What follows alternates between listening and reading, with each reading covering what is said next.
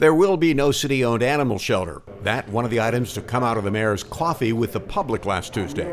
Mayor Mark Nexon and City Manager Charlie Cassens conducted the latest in these casual conversations with the public at the Jersey Grill.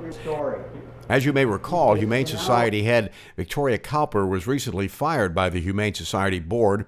That came after meetings with the city over shelter fees ended in a stalemate.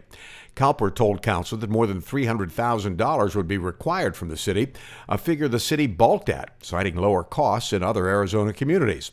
But with Cowper's departure, things changed. We have tentatively agreed, it hasn't been approved by council yet, but we have tentatively agreed to a reduction in the sheltering costs per year. So probably about close to a 20% reduction. Yeah, they sharpened their pencils. They came back to the city with a proposal that made a lot more economic sense for sheltering.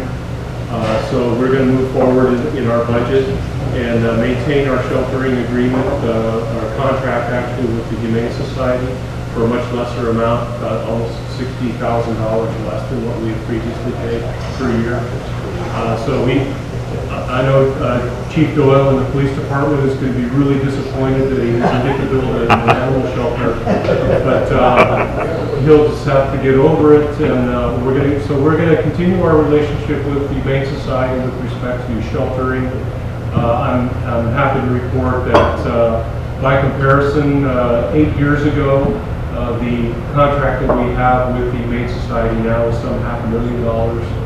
Less a year, so it's a much more reasonable amount and much more commensurate with what other communities pay across the state and across the nation for that service. So feel good about where we are with the Humane Society right now, and so we're going to continue our relationship with them.